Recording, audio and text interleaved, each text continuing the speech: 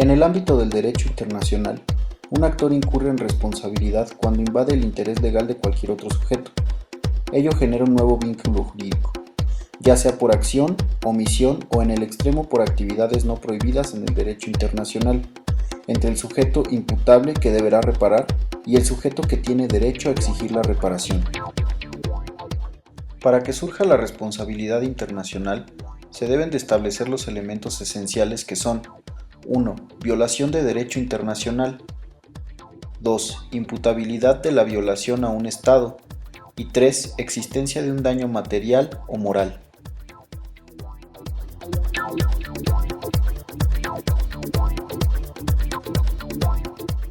Mientras que Remiro Brotons define la responsabilidad en términos genéricos como el conjunto de reglas que regulan los efectos de conductas lesivas de derechos subjetivos, el Black's Law Dictionary pone el acento en la obligación de responder por un acto cometido y de reparar o restituir por cualquier perjuicio que haya causado. Por su parte, la doctrina mexicana entiende por responsabilidad internacional la institución de derecho internacional por medio de la cual se establece que cualquier violación de un compromiso contenido en una norma internacional trae por consecuencia una obligación de efectuar una reparación moral o material. En el reporte acerca del caso sobre reclamaciones británicas en la zona española de Marruecos, se señaló que la responsabilidad es una consecuencia necesaria de un derecho. Todos los derechos de carácter internacional suponen responsabilidad internacional. Si la obligación en cuestión no es cumplida, la responsabilidad implica la obligación de reparar el daño. A su vez, la Corte Permanente de Justicia Internacional, en el caso de la fábrica de Chorzów, señaló que es un principio de derecho internacional que la violación de un compromiso supone la obligación de reparar el daño de forma adecuada. La reparación, por tanto, es un complemento indispensable de la falta de aplicación de una convención, no siendo necesario que ello esté contenido en la propia convención. La responsabilidad internacional puede dividirse en dos tipos de normas. En primer lugar, podemos encontrar las normas primarias sustantivas, que regulan las obligaciones de los actores de derecho internacional en cualquier tema, como tratados, contaminación fronteriza, tortura y objetos espaciales, por citar algunas.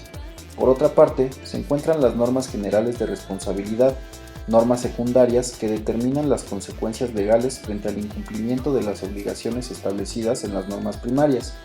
En todo caso, las reglas de responsabilidad son de carácter consuetudinario, pues se han desarrollado y han evolucionado conforme a la práctica y a la opinión jurídica de los Estados. La Comisión de Derecho Internacional de Naciones Unidas se ha dado la tarea de codificar esas normas.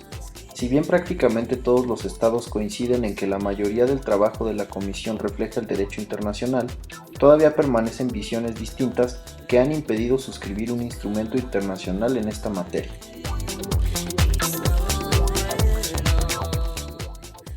En otros tiempos se consideraba un elemento indispensable de la responsabilidad internacional que se hubiera provocado un daño a un tercero.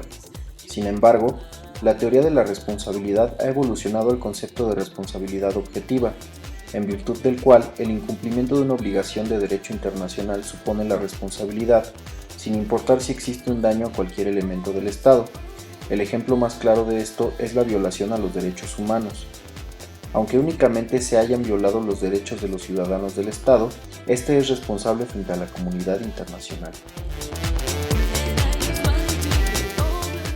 En los últimos tiempos ha surgido un nuevo tipo de responsabilidad que ingresa lentamente al cuerpo del derecho internacional como norma consuetudinaria. Esta responsabilidad se halla ligada estrechamente al avance tecnológico y a los efectos que éste pueda tener más allá de las fronteras políticas estatales. En el caso de la fundación de Trail, por ejemplo, Estados Unidos demandó a Canadá por supuestos daños a sus campos, derivados del humo generado por una fundidora de zinc y plomo del otro lado de la frontera. El hecho de que se trataba de una actividad perfectamente lícita según la legislación canadiense no era relevante para el actor, quien argumentó el principio: utiliza lo tuyo sin causar perjuicio a los demás.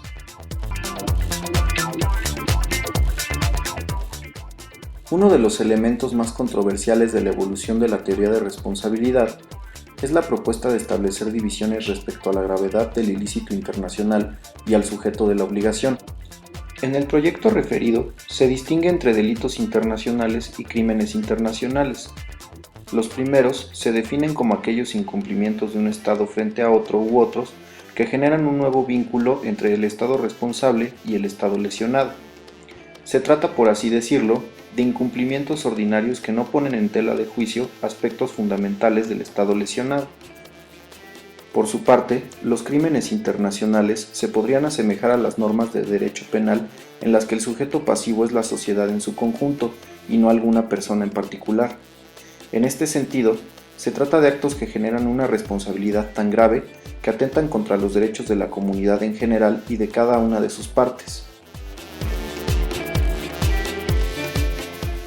Independientemente de que un Estado cometa un hecho internacionalmente ilícito, existen diversos factores que pueden excluir la responsabilidad, convirtiéndose así en elementos de excepción de responsabilidad.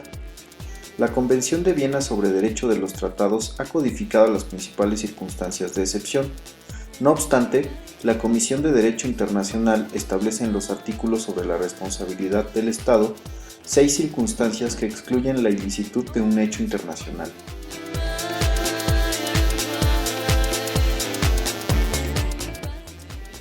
El consentimiento válido de un Estado a la comisión por otro Estado de un hecho determinado excluye la ilicitud de tal hecho en relación con el Estado que lo cometió. Un ejemplo de esto es la entrada de tropas extranjeras al territorio de un país.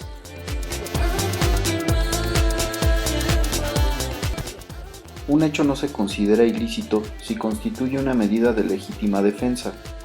Así, un Estado podría invocar la exclusión de responsabilidad si usa la fuerza para repeler un ataque armado en tanto el Consejo de Seguridad tome las medidas necesarias para restablecer la paz y la seguridad internacionales.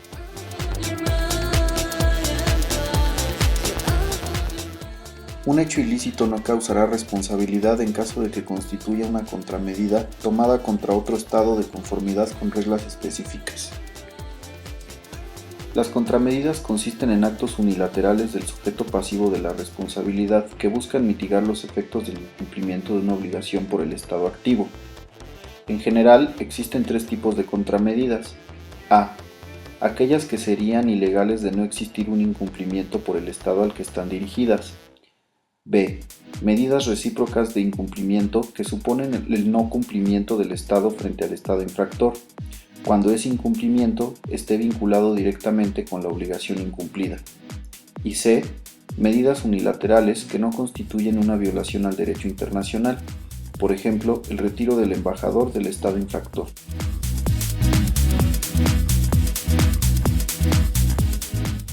Un hecho no se considera ilícito si se debe a una fuerza mayor, es decir, a una fuerza irresistible o un acontecimiento imprevisto, ajenos al control del Estado, que hacen materialmente imposible en las circunstancias del caso cumplir con la obligación. Un buen ejemplo de la invocación de fuerza mayor consiste en la violación del espacio aéreo de un Estado por una aeronave con bandera de otro Estado debido a condiciones climáticas. Sin embargo, esta invasión no podría justificarse en caso de que el Estado responsable hubiera guiado de forma errónea a la aeronave.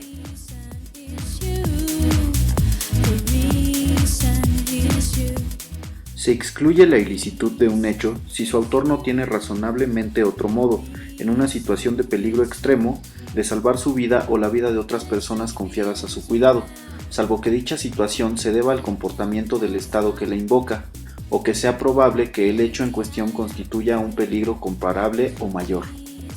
Un buen ejemplo sería el caso de una embarcación que viola el mar territorial de un Estado en una emergencia con el objeto de salvar la vida de los pasajeros y la tripulación.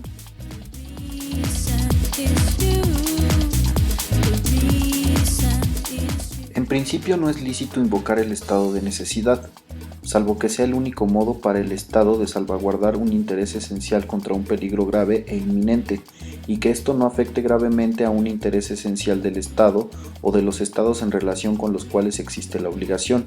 El estado de necesidad supone la violación intencional de una obligación internacional, mientras que en los casos de fuerza mayor no existe la voluntad de incumplir con una norma.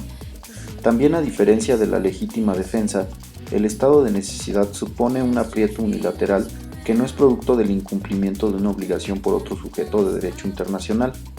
Esta condición ha sido utilizada por diversos estados como justificación para el incumplimiento de pagos a terceros, al señalar que la situación económica del Estado es tan frágil que no utilizar los recursos para atender cuestiones básicas y servicios públicos pondría en riesgo el orden público.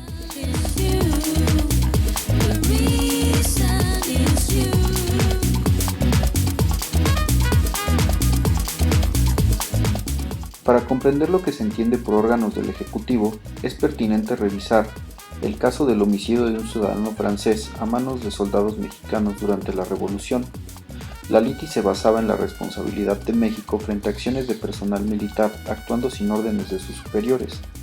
En ese sentido, se estableció que los actos cometidos por oficiales y agentes de un Estado generan responsabilidad internacional de dicho Estado, aun si el actor carecía de instrucciones expresas para actuar de tal manera. Los órganos legislativos pueden generar responsabilidad estatal, en particular por la negativa a incorporar en el derecho interno ciertas obligaciones acordadas en instrumentos ratificados por el Estado.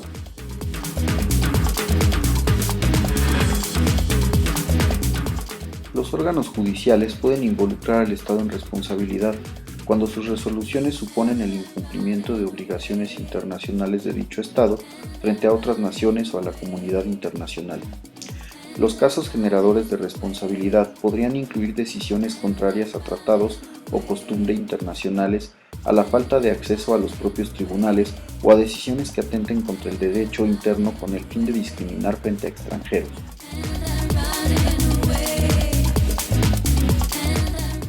El Estado que aloja la sede o sedes de algún organismo internacional no puede ser considerado responsable del incumplimiento de las obligaciones internacionales de dicho organismo.